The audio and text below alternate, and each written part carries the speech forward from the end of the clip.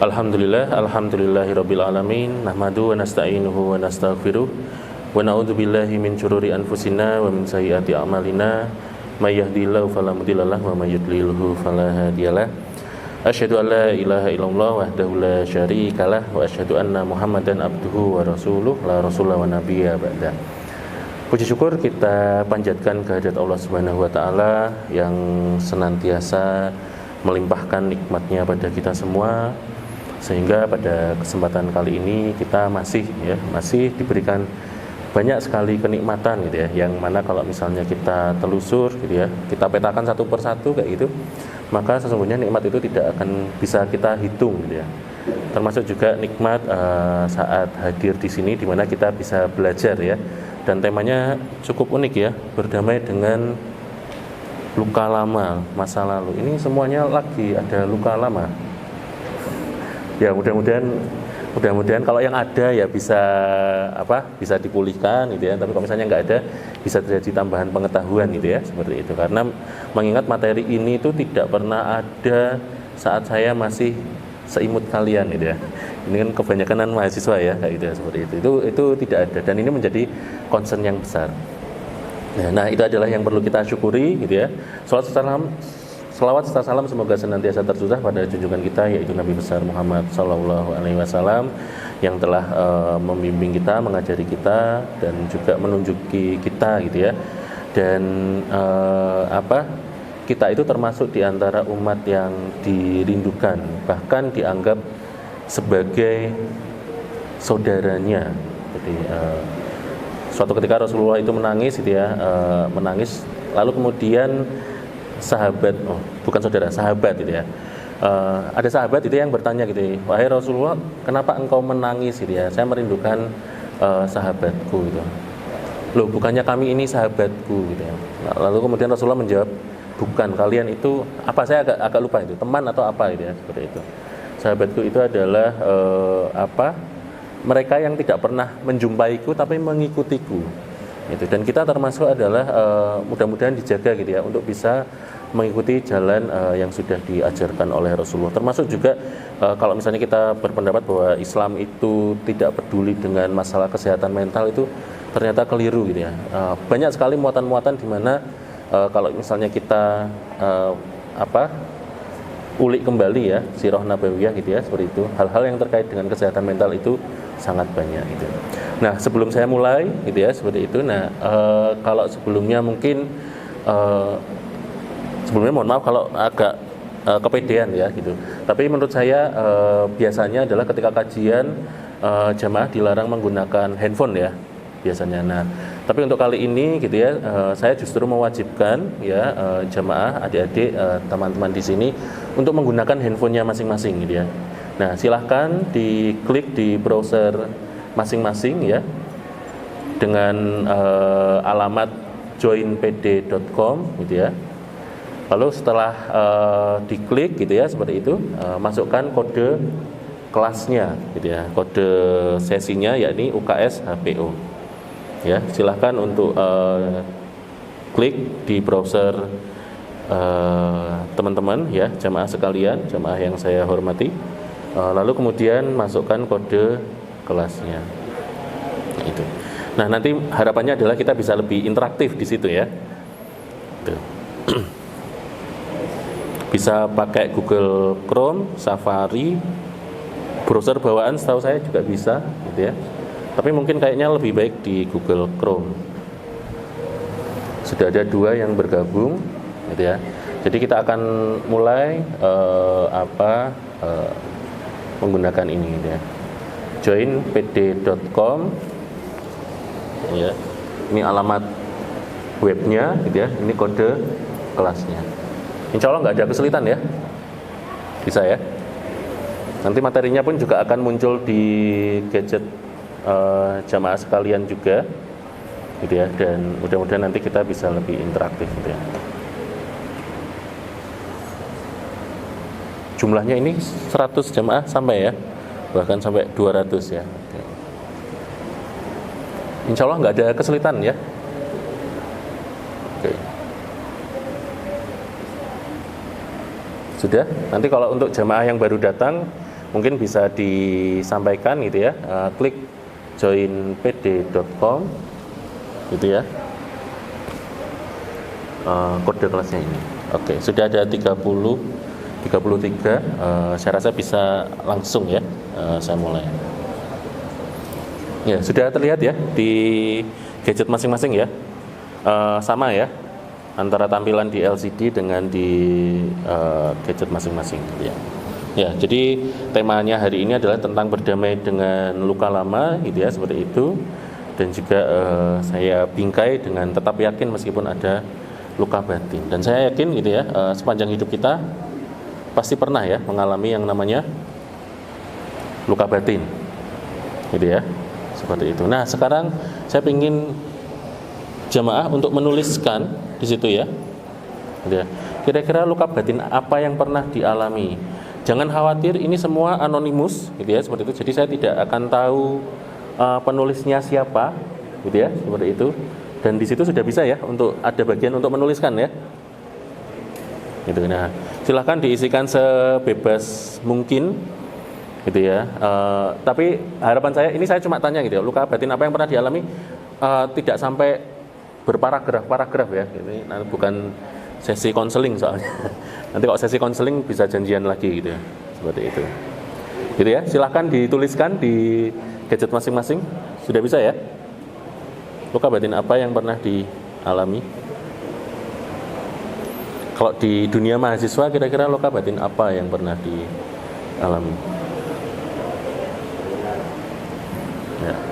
Bagi yang baru bergabung ya, klik joinpd.com, terus ini kode ininya ya, kode kelasnya. Oke, sudah ada 28 respon, saya tunggu sebentar lagi gitu ya.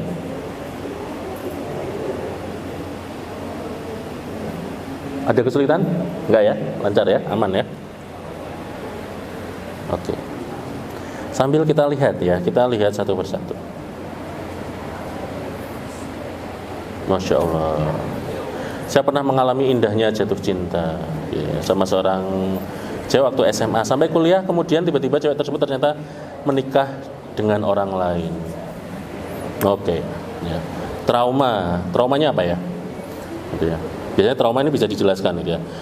Tambah dewasa semakin melenceng dari ekspektasi pada saat masa kecil, karena pada saat kecil dewasa itu sepertinya menyenangkan ya. Gitu. Tapi ketika sudah beranjak dewasa ternyata jauh dari ekspektasi gitu. Oke, orang tua suka membandingkan anak dengan anak yang lain gitu. Tapi tidak mau dibandingkan dengan orang tua yang lain gitu ya. Oke. Kecewa karena PHP. Oke, PHP-nya apa ya ini ya? Karena beda lingkungan. Beda lingkungan jadi luka batin itu ya. Bentar. Oke, ya. Oh, dihapus. Duit kos habis padahal masih awal bulan. Oh, ini yang terluka nggak cuma batinnya ini ya, termasuk raganya juga ini ya, karena mah gitu ya. Oke, diteror teman kos, masya Allah. Diteror apa ini? Ditagih hutang atau gimana? Kena mental karena pendapat orang tua dan anak tidak sesuai, dan orang tua tidak bisa mendengar pendapat dari anak-anaknya. Karena pendapat orang tua selalu benar. Oh iya, gitu ya. Kalau dalam hubungan relasi gitu ya, perempuan selalu benar gitu ya. Dengan orang tua ya orang tua selalu benar. Dengan dosen selalu ya seperti itu. Paksaan orang tua. Astagfirullah. Ini kalau kalah slot ini malah mungkin sebenarnya Allah sedang ini ya memberikan jalan ya gitu. Ya mudah-mudahan ini sebagai wasilah untuk jalan pertaubatan gitu ya. Sering merasa kosong dalam situasi tertentu saat sedang tidak ada kesibukan suatu kegiatan. Bahasa singkatnya apa? Gabut ya. Sama kan ya? Iya. Pernah dipermalukan di depan kelas oleh guru waktu kelas 5 karena tidak bisa mengerjakan soal matematika. Oh ya, ini traumatik ini ya. Ya, bisa bikin dendam juga gitu ya. Hinaan fisik gitu ya, seperti itu. Hinaan fisik apa? Ya, karena kita beda-beda ya, seperti itu. Dan memang salah satu ciri orang yang sering dibully itu karena adanya hinaan fisik tersebut gitu ya. Orang tua kecewa, tidak dihargai. Tapi mengharapkan semua orang menghargai kita itu kira-kira Mungkin nggak? Hampir nggak mungkin ya, karena kalau misalnya seperti ini tidak dihargai oleh seseorang, lalu kemudian kita mengalami luka batin, jadi kita menjadi pribadi yang mudah terluka nantinya ya, seperti itu. Perceraian orang tua, ya ini berat ya. Perlakuan ibu yang menyakitkan, perlakuan saudara kandung, kehilangan sosok ayah, ya ini berat ya. Gitu ya. Bapak saya sakit gula dan saya hilang arah. Oke. Bullying ya, nggak diajak main futsal. Ya Allah, kalau segitu luka batin itu ya, nongkrong tapi nggak diajak sama aja ya. Porto merah, apa Porto? Porto itu apa? Hah? Ya skip ya, karena saya nggak tahu ya. Ketika ada yang merendahkan orang tua saya dan keluarga saya, dijauhi sama saudara yang lain, jadi tersudut. Oke, selalu ditinggalkan. Ya ini kalau di sini saya nggak meninggalkan kalian ya, karena kalau saya meninggalkan kajiannya nggak jadi. Ya, pernah diomongin yang tidak-tidak oleh orang lain atas segala apa yang telah saya lakukan, kecewa karena apa yang pernah saya perjuangkan sirna begitu saja. Oke, oh dihapus. Beli bakso diserobot ibu-ibu gitu. Maaf ya mas gitu ya, atau mbak ini ya, saya kurang tahu ini. Diremehkan, diinjak ketika tidak ada siapa-siapa, miskin dan tidak punya power, sangat menyakitkan. Oke, betul ya. Putus cinta, difitnah pak. Oke. Lihat orang makan nasi padang siang-siang pas puasa, ya nggak usah dilihatin ya. Aman. Tidak jadi bersama dengan wanita yang telah disukai selama 8 tahun dan tidak bisa move on. Masya Allah. 8 tahun, ini rata-rata semester berapa? 2. Berarti sejak SD. Masya Allah, ditinggalkan ayah selamanya itu. Ya ini mengetahui. Astagfirullah. Tapi agak nggak konsisten ya, maksudnya ini luka batin tapi WKWK. Ya, parle apa? Judi ya, astagfirullah. Ini respon saya banyak astagfirullah ya. Dicepuin nama teman deketan, cepuin, diangkat teman terus gitu ya. Seperti soalnya yang di akun nggak muncul layarnya. Oh, tapi nggak sesuai. Oh ini bukan ini ya? Bukan type C. Oh ya. Masih ya pak? Ini mas. Disampaikan aja apa klik joinpd.com terus masukkan apa ininya ya itu aja biar tetap bisa mengakses materinya. Oke. Nggak dapat kupon buka di kampus, mosok mesti dapat ya. Hinaan sosial ya, sangu habis dibeliin hadiah kompre itu ujianan ya. Ya, diputusin ketika usia sudah matang untuk menikah. Oh, ini ada yang sudah matang ya. Oke, diputusin. Oke. Kalah nyalek. Oh, ada yang nyalek. Masya Allah. Sering merasa dilamar gagal berkali-kali. Sering overthinking. Secret nggak tahu. MU kalah. Mati rasa. Lamaran gagal. Diseriusin di PHP. Oke. Astaga. Iklan. Kalah saing sama masa lalunya, MU kalah, feeling alone gitu ya, seperti itu. Dibully, saya kurang pede, sudah mahasiswa tapi belum bisa jago main gitar. Oh sama ya, nah, gitu ya. Tapi alhamdulillah saya laku ya. Dulu waktu saya mahasiswa tersempat itu kepikiran itu supaya menarik calon istri saya bisa main gitar. Tapi alhamdulillah sudah berjalan 15 tahun menikah saya tetap nggak bisa main gitar itu. Istri saya ada di belakang. Nunggu kembalian padahal uangnya. Oh ini nih curang ini ya, nunggu kembalian padahal uangnya pas. Umat lokal lama karena pernah menjadi orang kedua. Oke, gagal jackpot ya. Terus tanya pas pelajaran Pak Endi, nggak ikut-ikut ya saya ya. Kalah rebutan nasi kotak sama pujil. Duit habis buat kondangan macam-macam. Astagfirullah.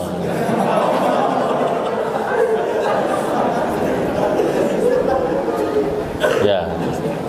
Ini ya, intinya adalah luka batin itu pada prinsipnya adalah kondisi psikologis yang ibaratnya terluka secara emosional. Ya gitu ya, seperti itu. Jadi kalau misalnya ditanya luka batin itu apa, dan itu biasanya terjadi di di masa lalu. Kalau yang terkait dengan masa depan itu ya jatuhnya adalah overthinking gitu ya. Ya, overthinking itu adalah ke depan, biasanya menimbulkan gangguan psikologis itu cemas, khawatir, sementara kalau luka batin itu biasanya terjadi di masa lalu gitu ya. Makanya judulnya adalah terkait dengan luka lama gitu ya, karena terjadi di masa lalu. Nah itu banyak juga ya tema-tema tentang di dunia mahasiswa itu. Nah, memang begini, sudah merupakan kepastian gitu ya. Yang namanya hidup itu adalah penuh dengan cobaan gitu ya. Bahkan sebenarnya kita hadir di dunia ini adalah sebagai sebuah hukuman gitu ya. Karena ya Allah menghukum Nabi Adam turun ke dunia, dan di situ kemudian semua keturunan manusia akan mendapati ujian-ujiannya, sehingga seharusnya ya kita kembali ke kampung halaman kita. Mana itu kampung halaman kita? Di surga ya. Nah, cuma masalahnya adalah ya apa yang kita lakukan selama di dunia ini akan membantu kita kembali ke kampung halaman kita yang sebenarnya, atau justru kampung halaman yang lain, neraka maksudnya gitu ya, seperti itu. Maka dari situ gitu ya Allah menghadirkan berbagai macam ujian untuk memastikan apakah memang kita benar-benar layak untuk kembali ke surga gitu ya. Ya, ini ayatnya sangat populer ya. Walanabluwannakum bisyai'im minal khaufi wal ju'i wa naqsim minal amwali wal anfusi wat thamarat wa basyiris shabirin. Dan kami ya akan menguji kamu dengan suatu ketakutan. Pasti akan diuji dengan yang namanya ketakutan. Ya, biasanya kalau mahasiswa tingkat akhir itu yang ditakutkan lulus atau tidak lulus gitu ya. Setelah lulus takut dapat kerja atau tidak gitu ya. Setelah bekerja bisa ngelamar atau tidak ya, seperti itu. Kok mahasiswa semester awal bisa menempuh kuliah ini atau tidak, bisa dapat nilai bagus atau tidak. Banyak hal yang bisa ditakutkan kayak itu, seperti itu ya. Pasti akan ada ketakutan itu ya. Kelaparan, nah ini tadi ya yang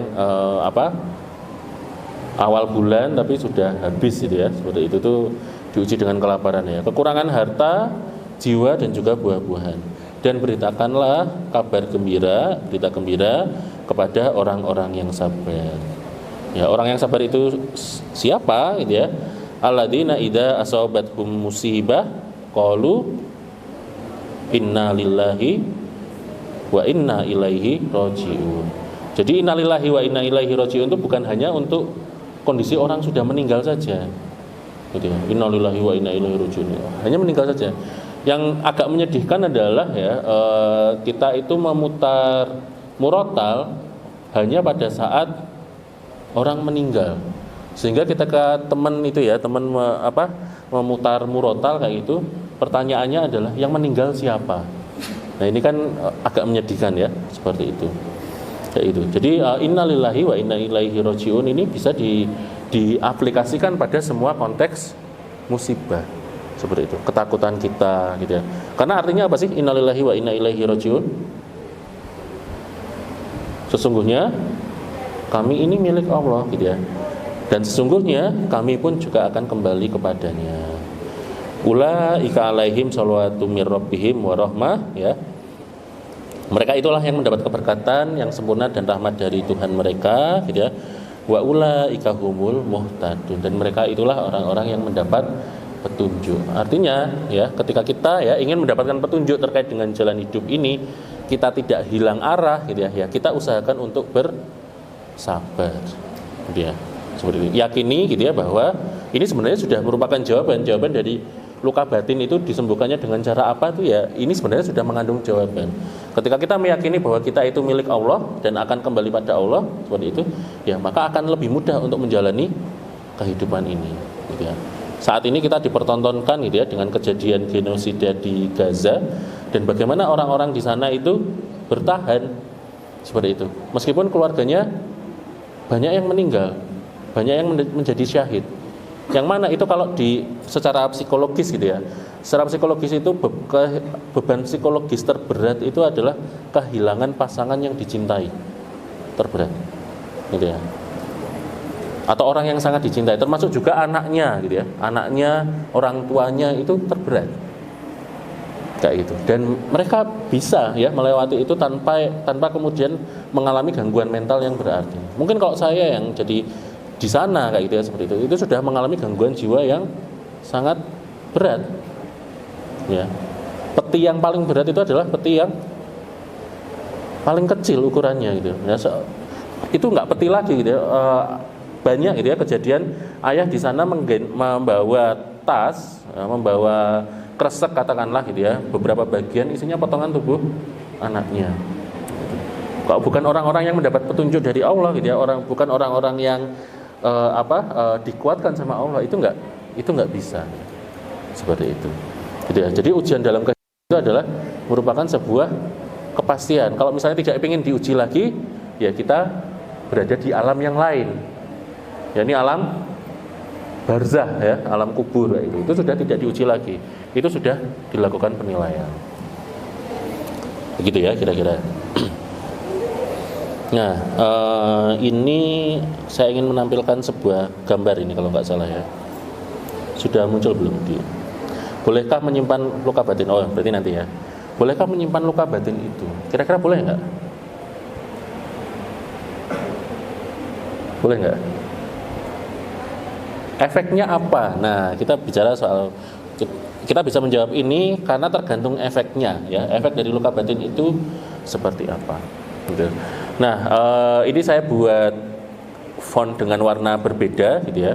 Bisa dilihat juga di HP adik-adik sekalian gitu ya, seperti itu. Ada beberapa hal gitu ya yang kemudian konsekuensi dari ketika kita itu menyimpan luka batin. Kira-kira kalau yang merah itu bedanya sama yang hitam itu apa? Bedanya apa kira-kira? Kalau yang merah lebih positif gitu ya. Jadi artinya ada hal-hal positif juga gitu ya, seperti itu. Ya, pertama adalah ya kita bahas yang positif dulu gitu ya. Lamborghini, tahu ya merek mobil Lamborghini ya. Apa yang jemaah ketahui tentang merek mobil itu? Mahal ya, dan itu supercar ya, itu ya, bukan hanya sport car tapi supercar. Tahu nggak kalau misalnya Lamborghini itu berawal dari sakit hati.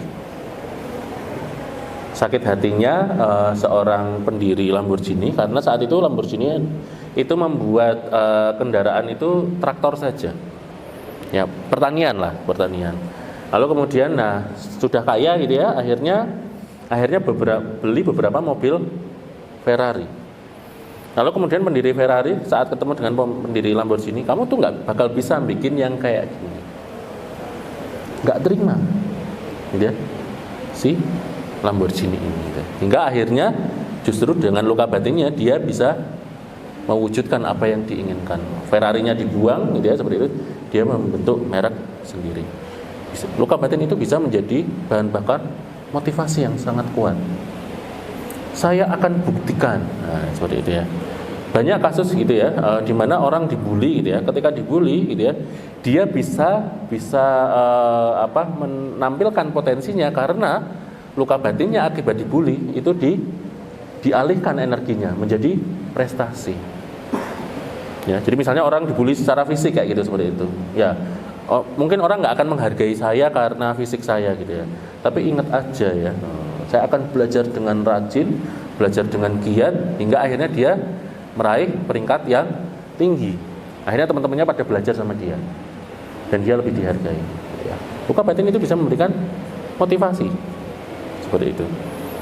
Terus kemudian juga membuat dia merasa lebih kuat dan mengontrol situasi yang sedang dialami, ya, dengan lukanya itu secara psikologis. Ini erat kaitannya dengan saat saya melakukan penelitian gitu ya, terkait dengan pemaafan. Ternyata ada orang-orang yang tidak mau memaafkan. Nah, kenapa kok seperti itu ya? Biasanya memaafkan itu manfaatnya banyak gitu ya, tapi ternyata ada yang tetap memilih tidak memaafkan. Nah, ternyata ketika tidak memaafkan ada manfaatnya juga. Salah satunya adalah merasa lebih kuat atau bisa mengontrol mengontrol situasi yang ada. Ya mungkinlah saya minta maaf gitu ya. Saya akan lebih baik daripada dia. Merasa dirinya itu lebih confidence. Nah, ini efek positifnya gitu ya. Sebenarnya positif dalam arti kalau berlarut-larut bisa jadi negatif juga gitu ya, seperti itu. Nah, tapi kemudian negatifnya ternyata lebih banyak gitu. Bahkan kalau misalnya saya breakdown lebih lanjut lagi, itu bisa berkali-kali lipat gitu ya. Yang pertama adalah menyimpan luka batin ini melampiaskan luka itu ke orang lain. Orangnya jadi ngamuan, ya. Orangnya jadi ngamuan, orangnya jadi mudah tersinggung gitu ya, senggol bacok gitu ya, seperti itu, gitu ya. Karena dirinya terluka. Maka dari itu perhatikan gitu ya. Ketika seseorang itu menjadi emosional, pemarah, maka sebenarnya hatinya itu sedang bermasalah. Gitu. Kalau kita memahami dinamika psikologis seseorang, biasanya orang yang sisi psikologisnya bermasalah, maka dia akan membuat masalah dengan orang lain. Contoh. Ada orang yang kemudian merasa dirinya itu tidak dihargai, gitu ya. Maka overthinkingnya adalah dia tidak dihargai. Ketemu sama temannya nggak lihat, tapi dia merasa tidak dihargai sama temannya. Akhirnya muncul perilaku yang sama. Oh, saya didiamkan sama orang lain, saya bisa juga mendiamkan. Nah, seperti itu. Itu melampiaskan luka batinnya itu ke orang lain, gitu ya. Cukup banyak dendam itu yang kemudian akhirnya dilampiaskan. Nah, ini yang hati-hati ya, gitu. Saya pernah menjumpai pengakuan teman saya sendiri, gitu ya. Jadi dia suka sama seorang wanita, gitu ya, seperti itu. Ketika sudah mau PDKT dan sebagainya, akhirnya wanita itu pilih laki-laki yang lain. Dan dia bersumpah, saya akan jadi laki-laki playboy. Saya akan mempermainkan setiap wanita yang saya temui. Dan itu benar-benar dilakukan. Nangkap maksud saya gitu ya, seperti itu. Nah, ini adalah hal yang berbahaya gitu ya. Atau ya paling mudah adalah pelaku bullying ya, itu umumnya dahulunya memiliki riwayat dia dibully. Makanya sekarang ketika ospek, ketika penerimaan mahasiswa baru gitu ya, masa orientasinya itu kan dibuat sebaik mungkin. Kalau dulu itu ada kayak balas dendam ke angkatan bawahnya. Nah, itu adalah membawa luka lama yang kemudian dilampiaskan ke orang lain. Termasuk juga, termasuk juga penyebaran LGBT itu seperti itu. Bagaimana supaya mereka menerima paham LGBT? Diberikan pengalaman pertama dulu, dilecehkan secara seksual dulu, baru kemudian mereka akan jadi pelaku di kemudian hari. Hampir pasti dijumpai seperti itu. Dia, pertama itu. Terus kemudian berikutnya adalah mencari pembenaran atas luka batin yang dialami. Aku tuh jadi kayak gini karena orang tuaku tuh bercerai. Aku tuh kayak gini karena kehilangan figur ayah dan ibu. Dan itu dipertahankan terus gitu ya. Bahkan sampai usia 40 tahun, 50 tahun selalu mengatakan seperti itu. Biasanya ya orang yang tetap menyimpan luka batinnya, dia selalu mencari pembenaran. Saya tuh orangnya emang kayak gini karena saya dibesarkan dengan pola asuh semacam ini. Nah, itu adalah kira-kira bagaimana karakter kayak gini gitu. Lalu kemudian berikutnya gitu ya, berikutnya adalah efek dari jika menyimpan luka batin ini berdampak pada kondisi fisik kita gitu ya. Karena kondisi psikologis itu sangat berkaitan dengan kondisi fisik. Orang yang menyimpan dendam itu resiko kena penyakit jantung itu lebih tinggi bila dibandingkan dengan orang yang tidak menyimpan dendam. Contoh sederhana saja gitu ya. Ketika jamaah di sini gitu ya, menyimpan kemarahan gitu ya. Ada sensasi fisik yang dirasakan enggak? Kemarahan yang dipendam lah itu. Ada sensasi fisik yang dirasakan enggak? Ngerasa sesek enggak? Ngerasa ada nyeri di ulu hati tidak? Seperti itu. Setidaknya itu. Nah, kalau ini terjadi terus-menerus gitu ya, seperti itu, maka akan ada kekacauan dalam sistem yang ada dalam tubuh kita gitu ya. Sistem imun kemudian menjadi turun dan akhirnya menjadi lebih mudah sakit. Gitu ya. Seperti itu, berpengaruh pada fisik. Nah, ini yang kemudian lebih berbahaya lagi gitu ya, seperti itu adalah mewariskan luka tersebut ke generasi selanjutnya, ke anak kita, keturunan kita. Saya sebagai psikolog gitu ya, termasuk kemudian salah satu standar pemeriksaannya adalah ketika melakukan pemeriksaan pada klien itu juga memeriksa beberapa generasi di atasnya. Misalnya ya, klien ini ada indikasi depresi, gitu ya, seperti itu.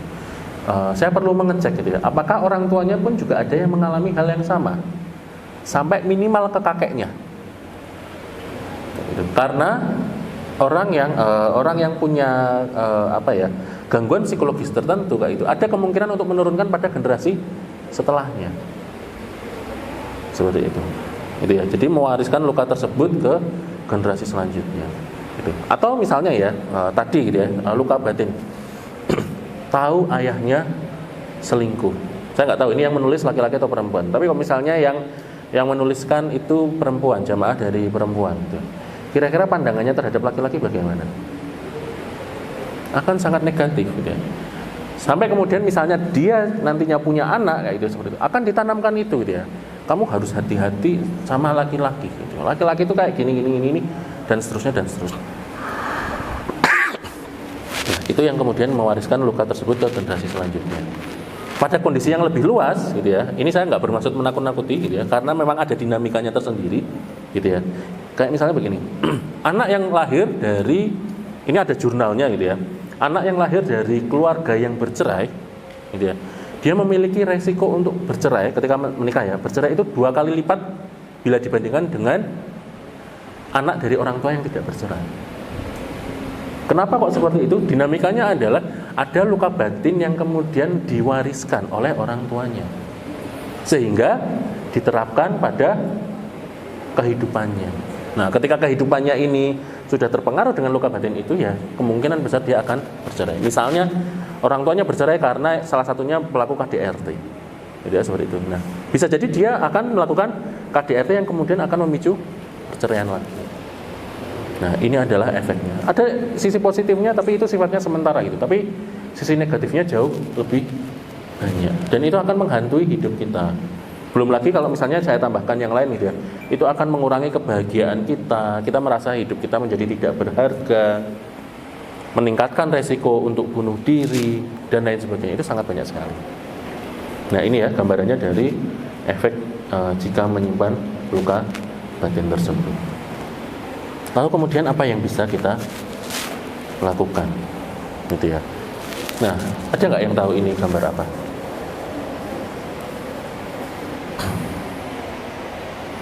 Ini kalau yang kemarin ikut WBM tahu ya. Ada yang tahu ini gambar apa? Kalau kita perbesar lagi.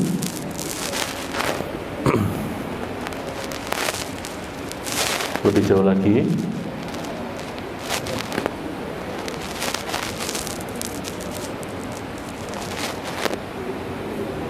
Ya. Ini adalah bunga yang ditanam di granatnya gas air mata yang dilemparkan oleh Israel. Tapi dibuat menjadi pot bunga oleh penduduk Palestina. Ya. Mereka sangat ahli ya untuk mengelola luka batinnya ya. Sehingga hal yang mungkin ini menjadi sifatnya traumatik gitu ya, menjadi trigger gitu ya, malah justru dijadikan sesuatu yang bisa menghasilkan. Nah, ini adalah cara untuk kemudian melewati itu. Nah, lalu kemudian apa sih sebenarnya? Nah, ini pertanyaan berikutnya ya. Silahkan dituliskan. Saat mengalami luka batin, biasanya apa yang dilakukan? Ya. Harapan saya jangan lagi ada yang menuliskan main slot ya. Nah, silahkan dituliskan teman-teman sekalian, jamaah di HP teman-teman itu. Saat mengalami luka batin, biasanya yang akan dilakukan itu seperti apa?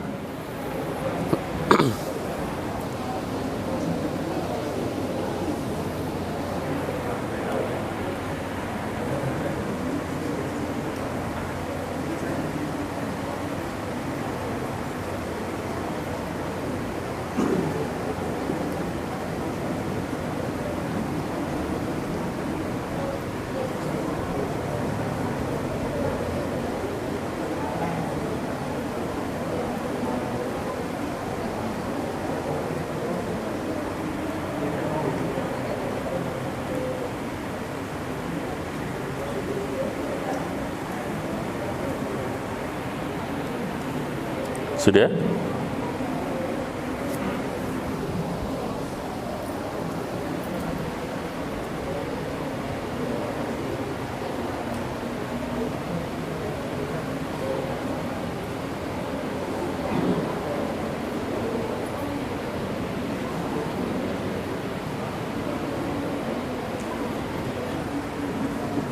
Oke, kita lihat ya jawabannya. Lebih milih diam dan membuktikan kalau saya bisa sendiri walaupun ujiannya. Oke. Ini ya tadi positifnya. Nonton drakor, masya Allah. Perbanyak ibadah, selalu istighfar, naikin value. Oke. Percaya bahwa hidup memang tempat penempaan dan semua akan berakhir. Ya, semua akan berakhir sehingga ada rasa kepastian akan bahagia di akhir. Oke. Login. Login itu apa ya? Login kemana? Pergi naik gunung mencari tempat sepi dan tenang. Kalau mencari tempat sepi dan tenang itu nggak perlu jauh-jauh ke gunung, ke kuburan terdekat itu sepi dan tenang. Saya mau cerita sesuatu tapi saya khawatir itu menjadi inspirasi ya, jadi nggak jadi. Menyendiri komplentasi, menyendiri galau, mendekatkan diri sama Allah tapi terkadang kalau pas lagi sendiri masih suka relapse, itu sangat melelahkan. Iya betul sekali. Nonton Man City, nangis terus ngadu ke Allah ya, motoran sambil nangis ya, apalagi sambil hujan ya, nggak ketahuan untuk nangis itu. Beralih ke hobi main Mobile Legend, push rank sampai immortal. Ya. Jalan-jalan, sedih mencari hiburan, tapi bukan. Oke, memaafkan diri sendiri, mengevaluasi, berdamai dengan mancing, mania, mantap. Merenung mencari jalan keluar, mengenang hal-hal positif yang sudah didapatkan. Oke. Mengevaluasi hal-hal positif. Oke, good ya. Melihat orang-orang yang memiliki nasib lebih parah. Nah, ini bukan bermaksud bahagia di atas penderitaan orang ya. Beda. Curhat kepada Allah. Mukbang ya, nggak boleh ya pas puasa ya. Pas puasa siang-siang mukbang. Teriak dari motor. Ya, asalkan jangan di lampu merah. Ya, bikin kaget orang. Ngidol itu apa ya? Melihat luka batin orang lain yang lebih sakit ya. Mukul meja, marah-marah nggak jelas, lempar piring. Menemui melabrak orang yang bikin saya emosi. Oh, serem juga ya. Healing, jajan bila tidak puasa. Oke. Baca Quran 30 juz, masya Allah, luar biasa. Mancing, merenung. Kawat apa? Nah, jadi, ya Batman itu pun juga jadi Batman karena luka batin ya. Orang tuanya dibunuh kan. Mendekatkan diri kepada Allah, ya seperti itu. Gak tahu saya juga. Ya nanti kita akan bahas ya. Nangis pastinya, selalu kepikiran, memperbanyak istighfar. Oke, nikmatin waktu sendiri dengan datang ke kajian-kajian. Masya Allah. Nah, ini berarti sudah pas ya. Main biliar, gitu ya. Saya nggak tahu nih ya. Diam aja sampai batinnya hilang. Ya Allah. Tidur. Nonton dakwah Habib Ja'far. Nangis terus menyendiri. Kalau udah tenang, baru mulai main lagi. Login nggak ngerti, dihapus. Shopping, let time heal, ya. Biar waktu yang menyembuhkan. Apakah waktu menyembuhkan? Somehow yes, almost. Somehow yes, somehow no. Mokel apaan? Oh, batalin puasa, diembung, astagfirullah. Mengingat hal yang lucu-lucu. Lucunya hidupku ini gitu ya. Makan seblak level 5, bikin status sedih dan lagu sedih. Siapa ini? Konseling doa Ali. Kalau cowok disakiti mode work on-nya on, kalau cewek mode hijrahnya. Terus ini yang nulis siapa? Cowok atau cewek? Ya mudah-mudahan salah satu ya. Konsultasi ke Pak Purnomo, gas Bang Gua Bruno. Nggak tahu. FF itu Fairfire bukan sih? Ya situlah. Mencari kesibukan yang bermanfaat, motoran sendirian, hati-hati kelitih ya, nonton, nge-live, yes itu. Oke. Ya itu ya, banyak ya macam-macam ya. Mulai dari pendekatan yang sifatnya spiritual, termasuk juga kognitif dan juga psikologis itu yang dilakukan itu. Nah ini adalah beberapa kondisi gitu ya. Saat kita mengalami situasi yang krisis gitu ya,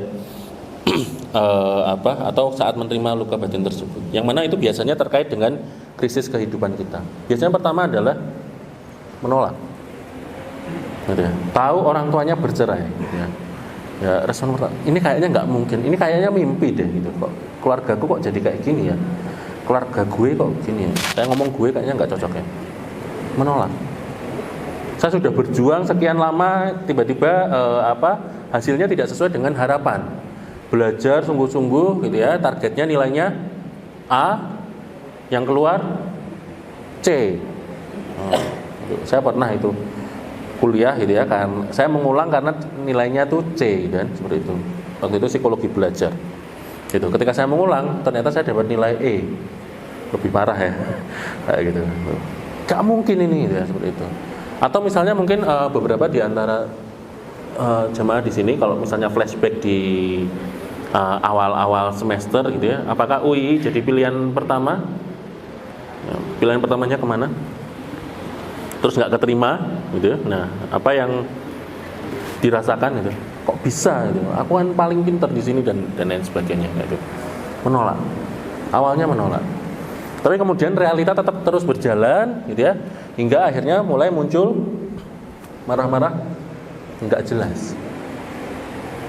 Bahkan marah sama Tuhan. Ya Allah, kenapa Engkau takdirkan saya mengalami nasib seperti ini? Saya pernah punya klien, sekarang beliau jadi ustazah gitu ya, seperti itu.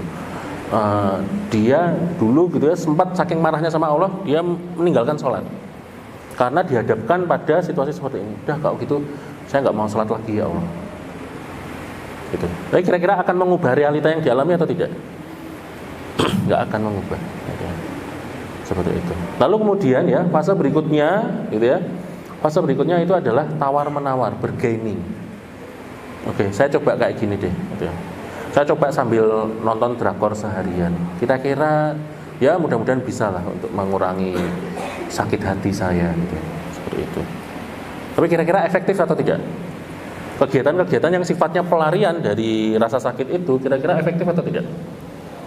Nonton drakor seharian, mancing, terus main slot apalagi ya. Main game. Kenapa saya sendiri tidak merekomendasikan main game gitu ya, seperti itu. Karena kalau saya sendiri itu tipikalnya kalahan kalau main game. Jadi kalau main game itu bukannya tambah sembuh gitu ya, tambah stres seperti itu. Nah, saya punya klien yang kayak gitu ya. Dia kecanduan game gitu ya. Ketika tugasnya menumpuk berat, oh udah main game aja sebentar aja. Ternyata main gamenya kalah. Kira-kira tugasnya akan dikerjain nggak? Tambah enggak. Seperti itu. Jadi, nah itu adalah bergaining, tawar menawar. Hingga akhirnya ketika dia menyadari bahwa cara yang dilakukan itu cara yang dilakukan itu keliru, gitu ya. Akhirnya dia masuk pada fase depresi, merasa putus asa, merasa kayaknya percuma ya saya melakukan ini. Kalau depresinya berlarut-larut sampai kemudian akhirnya menimbulkan gangguan psikologis, bisa berbahaya gitu ya. Jadi titik ini bisa anjlok ke sini gitu ya. Keinginan bunuh diri. Kalau perempuan itu biasanya suka bikin barcode. Tahu barcode? Ya, cutting gitu ya, seperti itu. Cuma nggak bisa di-scan. Harganya berapa atau link apa kayak gitu ya, seperti itu nggak bisa di-scan. Tapi kemudian ketika dia depresi ini, dia menemukan cara yang lebih efektif, cara yang adaptif, cara yang sesuai, dia akan lebih bisa menerima. Jadi tahapannya panjang ya ternyata. Tahapannya menjadi panjang untuk bisa menerima. Tapi kemudian ada shortcutnya sebenarnya. Gimana saat kita menerima sesuatu yang kemudian itu menjadi luka batin, bagaimana kita bisa langsung shortcut ke menerima. Nah, tapi itu ada cara tertentu gitu ya, seperti itu. Nah, itu yang kemudian akan kita ini ya. Nah, yang kita lakukan. Nah, bagaimana caranya menyembuhkan luka batin gitu ya. Nah, ini ada sebenarnya caranya tuh banyak sekali gitu ya. Puluhan kalau misalnya mau di breakdown. Cuma saya menyimpulkan dari 5 domain gitu ya. 5 domain saja itu bagaimana cara menyembuhkan luka batin secara kognitif ya. Nah, tadi sudah disebutkan sama jemaah di sini, sama teman-teman di sini, adik-adik di sini gitu ya. Salah satu cara secara kognitif adalah ya mencoba untuk mencari hikmah, hal-hal positif dari yang kegagalan atau luka batin yang dialami. kalah main slot, itu ya. Bagi beberapa orang itu bikin hati sakit hati kan, tapi kemudian maknanya apa? Allah nggak ridho sama itu. Kalau misalnya ya jamaah di sini gitu ya, dihalangi oleh suatu perbuatan maksiat, maka tandanya itu adalah Allah sedang sayang sama jamaah sekalian. Mau ngelakuin maksiat dengan niatan menyembuhkan luka batin gitu ya, seperti itu, tapi dihalangi. Saya pernah punya klien itu, cara menyembuhkan luka batinnya pesen open PO. Gitu. Udah pesen ternyata kena tipu. Uang THR-nya lenyap. Waktu itu dia cerita uang THR-nya berapa ya? Hampir 2 juta lah pokoknya. Terus kemudian dia cerita ke saya, apa ini gara-gara doa ibu saya ya Pak ya? Allah masih melindungi saya. Ya bisa jadi. Tapi itu adalah secara kognitif, mencari pemaknaan. Atau tadi gitu ya, melihat luka batin orang lain yang lebih parah. Ternyata hidup saya itu masih lebih ringan bila dibandingkan dengan teman saya ternyata. Teman saya kehidupannya jauh lebih berat lagi. Baru tadi pagi saya itu menguji kasus ya. Kasus seorang anak yang kemudian dia mengalami kondisi depresi. Di sekolah dia dibully, di rumah gitu ya. Dia dituntut oleh ibunya gitu ya, seperti itu, untuk pintar berprestasi karena ibunya seorang pendidik gitu ya. Sama ayahnya tidak dipedulikan. Ibunya tampil trendy gitu ya, sementara anaknya itu tampilnya lusuh. Sehingga dia dibully sama teman-temannya. Dan dia cara mengatasi sakit hatinya adalah dengan pergi ke kebun karet untuk healingnya di kebun karet. Karena dari kalangan menengah ke bawah gitu ya. Kalau misalnya jamaah di sini kan bisa ke pantai, bisa ke naik gunung gitu kan, hobi yang mahal ya, ke kebun karet sendirian seperti itu. Dan sudah punya niatan untuk ya bunuh diri. Dia merasa sendirian di situ. Di rumah dia tidak aman, di sekolah dia tidak aman, tidak ada lagi tempat yang aman bagi dia. Ya alhamdulillah ya, saya masih punya tempat yang aman setidaknya. Misalnya ya, di rumah saya nggak betah, di sekolah ada teman-teman yang support. Gitu ya. Atau sebaliknya, ketika misalnya di rumah tidak nyaman gitu ya, di kampus tidak nyaman, tapi di tempat kos gitu ya, saya ada teman gitu ya, teman yang bestie gitu ya, yang mendukung saya seperti itu. Nah ini adalah secara kognitif. Paham ya maksudnya ya? Jadi mereinterpretasi kembali gitu ya, memaknai kembali gitu ya. Itu bagaimana? Yang kedua adalah secara psikologis. Secara psikologis bagaimana gitu ya. Nah ini erat kaitannya terkait dengan bagaimana kita mengelola emosi kita. Ada yang namanya problem fokus, ada yang namanya emosional fokus gitu ya. Nah, salah satu cara yang lebih efektif untuk menyembuhkan luka batin kita gitu ya, luka di masa lalu kita adalah dengan menghadapinya. Cara paling awal adalah dengan menerimanya sebagai bagian dari luka kita. Misalnya ya, ini contoh gitu ya, masalah keluarga, orang tuanya bercerai. Ketika mau membahas itu gitu, udah saya nggak mau membahas itu gitu, terlalu menyakitkan. Selalu ditolak terus gitu ya. Menghindari tema-tema semacam itu. Padahal ketika menghindari itu gitu ya, luka batinnya akan terus terbawa. Saya nggak mau menangis, karena menangis itu tanda kelemahan. Padahal kalau dari tinjauan psikologi gitu ya, menangis itu bukan tanda kelemahan. Setidaknya ya, menangis itu tanda dia jujur sama dirinya sendiri. Jujur kalau dirinya tidak sekuat itu, jujur kalau dirinya tidak setangguh itu. Nah, baru ketika setelah dia menerima, dia akan lebih bisa mengendalikan, ya, menghadapi masalahnya. Gitu ya. Kayak misalnya ya, saya punya klien gitu ya, yang orang tuanya bercerai. Terus kamu mau solusinya bagaimana? Apakah dengan orang tuamu bersatu kembali itu akan selesai masalahnya? Enggak. Nah, sehingga saya ajak dia untuk tidak selalu memikirkan terkait dengan emosinya. Apa yang bisa dihadapi? Sekarang apa yang kamu butuhkan? Saya butuh kasih sayang dari orang tua. Dapat atau tidak? Tidak, Pak. Terima itu. Ada banyak orang yang kemudian akhirnya cari pelarian karena kehilangan figur ayah, cari sugar daddy. Ya, seperti itu. Karena kehilangan figur ibu, gitu ya, dia apa, gitu ya, seperti itu. Macam-macam. Hadapi rasa sakit itu. Ya, itu secara psikologis. Memang itu menyakitkan. Nah, kalau misalnya kita tidak sanggup, gitu ya, cari bantuan profesional. Nah, itu yang erat kaitannya dengan sosial, termasuk juga psikologis, gitu ya, seperti itu. Ketika kita tidak sanggup menghadapi itu sendiri, cari bantuan profesional. Setiap puskesmas yang ada di Jogja ini, Sleman, Jogja, itu sudah ada psikolognya. Belum lagi Jogja itu adalah provinsi di mana kampus psikologinya itu paling banyak se-Indonesia. Itu paling banyak di Jogja dan di Jakarta. Seperti itu. Artinya seharusnya masalah kesehatan mental di Jogja itu menjadi lebih baik. Ya. Sharing dengan profesional. Ketika kita tidak sanggup, secara sosial, ya, secara sosial ini adalah sharing dengan teman, ya, dengan teman yang kita percaya, senasib sepenanggungan, gitu, misalnya. Ya. Dulu skripsi saya adalah tentang anak yang orang tuanya bercerai, ya. Dan saya saat itu punya cita-cita ingin membangun komunitas dari anak yang orang tuanya bercerai itu bagaimana. Cuma memang saya akhirnya tidak jadi, ya, tidak bisa untuk membangun komunitas itu. Tapi kemudian saya mendengar ada komunitas, ya, di Jogja yang membangun itu, yang namanya disebut Hamur kalau nggak salah. Hamur, tahu nggak Hamur? Hamur kalau dibalik apa? Apa? Hamur kalau dibalik apa? Bukan tumpah, ya? Enggak, susunan hurufnya. Rumah. Karena mereka komunitas jadi anak-anak, ya, orang-orang yang kehilangan rumah dalam tanda kutip, ya, seperti itu. Lalu kemudian secara fisik ini, ya, apakah bisa menyembuhkan luka batin secara fisik? Mungkin secara langsung tidak, ya.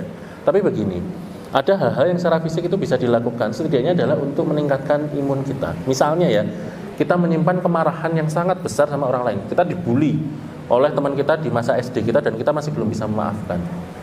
Bagaimana melampiaskannya? Apakah dilabrak? Apakah pasti akan selesai masalahnya? Belum tentu, kan? Seperti itu. Nah, tapi emosi marah ini perlu dilampiaskan. Salah satunya adalah dengan olahraga. Olahraga itu meningkatkan imunitas, termasuk juga berpengaruh pada stabilitas emosi kita. Seperti itu. Nah, ya. Jadi ketika olahraga rutin, ya, itu biasanya secara pengelolaan emosi pun juga menjadi lebih baik. Dan yang terakhir ini adalah spiritual. Spiritual ini yang kemudian sangat penting, ya. Shortcutnya adalah di sisi spiritual ini. Bagaimana yang sebelumnya kejadian krisis, ya, di sini, gitu, ya, luka batin di sini itu bisa sampai ke menerima, gitu, ya, seperti itu. Itu kalau sisi spiritualnya sangat baik, itu bisa langsung ke menerima. Karena apa? Dia terjawab dari innalillahi wa inna ilaihi raji'un itu tadi. Sesungguhnya kami ini milik Allah.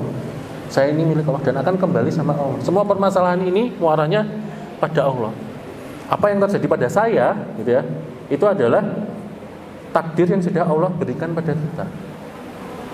Seperti itu. Dengan, ya, menggunakan ketika kita membaca surat, gitu, ya. Makanya di sini saya tampilkan, ya, suratnya, ya. Apa ini bacanya? Babasyiris sobirin, dan beritakanlah kabar gembira pada orang-orang yang sabar. Ini, ya. Ini pendekatan spiritual. Ketika kita meyakini, gitu, ya, Allah tidak akan membebani di luar kemampuan hambanya. Apa bunyi ayatnya? La yukallifullahu nafsan illa wus'aha. Bahwa Allah itu beserta dengan orang-orang yang sabar. Allah akan memberikan kekuatan, gitu, ya. Apa bahasa Arabnya? Innallaha ma'as sabirin. Sesungguhnya pertolongan Allah itu dekat, gitu, ya. Gitu, ya. Bahkan Allah itu lebih dekat dibandingkan urat leher kita. Seperti itu. Itu yang kemudian kita maknai secara spiritual, gitu, ya. Kita meyakini bahwa pertolongan Allah itu dekat. Nah, seringkali kita meyakini, gitu, ya, bahwa yang namanya nikmat itu selalu berkaitan dengan kelebihan, harta dan sebagainya. Enggak, ternyata bukan itu. Yang namanya nikmat itu definisinya adalah segala sesuatu yang membuat kita itu menjadi makin dekat sama Allah. Kalau kita ternyata makin dekat sama Allah dengan musibah, berarti musibah itu sebenarnya adalah sebuah nikmat. Yang paling parah itu adalah kalau Allah itu sudah nggak peduli lagi sama kita. Itu mengerikan. Nggak diuji lagi, diberikan segala macam kelebihan, kemewahan dan lain sebagainya, kayak gitu, dan Allah biarkan. Ada nggak yang seperti itu? Banyak. Gitu ya. Qarun itu adalah contohnya. Sampai kemudian akhirnya diuji, ya, ada orang yang datang minta gitu ya, makanya kerja. Saya ini dapat kayak gini tuh karena kerja. Gitu ya. Gitu. Lalu kemudian mintalah pertolongan itu dengan sabar dan sholat. Ya, sholatnya ditambah, gitu ya. Apa bahasa Arabnya? Wasta'inu bisabri wassalam. Ya. Nah, lalu kemudian ya, umat yang dipimpin Muhammad tidak akan pernah menyerah. Nah, ini kata-kata di mana ini? Ada yang pernah? Ini bukan di Al-Quran. Kan? Saya bilang surat cintanya itu tidak melulu dari Al-Quran ya. Ada ayat kauliyah, Quran itu sendiri, dan ada ayat kauniyah. Ada yang tahu ini di mana? Umat yang dipimpin Muhammad tidak akan pernah menyerah. Di salah satu tembok di Gaza. Ya, mereka nggak akan menyerah gitu ya. Dan terakhir gitu ya, sebenarnya banyak lagi ya. Sesungguhnya bersama kesulitan ada kemudahan. Apa bahasa Arabnya? Inna ma'al usri yusra. Inna ma'al usri yusra. Oke. Ya. Insya Allah itu saja ya dari saya gitu ya. Kurang lebihnya mohon maaf, bila ada benarnya maka sesungguhnya itu datangnya dari Allah, dan bila ada salahnya maka sesungguhnya itu berasal dari saya sendiri sebagai hamba yang khilaf. Jika ada yang mau didiskusikan, nanti mungkin kalau misalnya ada lebih dari 5 pertanyaan akan saya pilih ya. Ini sampai jam sudah selesai. Oh, tadi sampai di briefingnya sampai jam. Oh, 1 pertanyaan. Oke, ya. Atau 2 ya. Ya, oke. Oh ya, oke. Oke, ini untuk yang putra 1 pertanyaan dan 1 pertanyaan aja ya kayaknya ya, seperti itu. Dan ada yang dari putri 1 pertanyaan. Dari jamaah akhwat, penyakit anak muda zaman sekarang adalah erat kaitannya dengan hilang arah dan sulit move on. Lalu kemudian bagaimana cara mengatasinya dan hal tersebut, ya seperti itu. Oke, saya jawab dulu ya. Tadi terkait dengan hilang arah gitu ya. Apalagi kalau misalnya punya family issues gitu ya, seperti itu, di mana orang tua tidak bisa dijadikan acuan untuk kehilangan arah. Biasanya Biasanya ini saya menganalogikan saat kita itu naik gunung. Ada yang hobi naik gunung? Saya rasa ada ya. Nah, apa yang akan kita lakukan ketika kita kehilangan arah di gunung tersebut? Kita nggak bawa kompas, HP mati. Kira-kira apa yang akan kita lakukan? Apakah akan berdiam diri? Apa? Minimal apa? Apa? Balik arah gitu ya. Sesuai dengan arah kedatangan ini ya, seperti itu. Kita mencoba untuk menelusuri arah kedatangan gitu ya. Cara yang lain adalah melihat tanda-tanda di alam ya, seperti itu. Matahari terbit di mana, tenggelam di mana, kayak gitu, seperti itu sebagai minimal acuannya gitu ya. Kalau di Indonesia gitu ya, matahari terbenam di barat, kalau di timur itu sudah habis ya waktu kita ya, berarti ya seperti itu. Di situ gitu, kita tetap mencari arah, sehingga ketika kita hilang arah gitu ya, yang kita lakukan pertama kali adalah harus tetap bergerak mencari arah. Gitu. Mencari arahnya dari mana gitu ya? Dari orang-orang yang kita anggap punya arah. Makanya pentingnya di sini gitu ya, secara sosial ketika kita punya luka batin gitu ya, seperti itu. Pentingnya secara sosial itu kita punya hubungan yang baik. Teman-teman kita baik, kita punya mentor, kita punya sosok idola yang kita anggap dia punya arah yang jelas. Saya nggak bermaksud gimana-gimana gitu ya, seperti itu. Tapi saya izin cerita sedikit masa lalu saya. Saya pun berasal dari keluarga yang broken home. Orang tua saya bercerai. Seperti itu. Dan saya sempat mengalami itu yang namanya hilang arah gitu. Lalu kemudian apa yang saya lakukan? Ya saya coba untuk mengidentifikasi. Saya punya keinginan untuk membangun keluarga yang baik. Acuannya siapa? Nah, cari tahu. Cari tahu, ikuti. Syukur-syukur menawarkan diri untuk belajar. Ustadz, ustadzah, gitu ya. Apakah saya diperkenankan untuk saya jadi menti? Gitu ya. Saya ingin belajar banyak bagaimana saya menata kehidupan saya.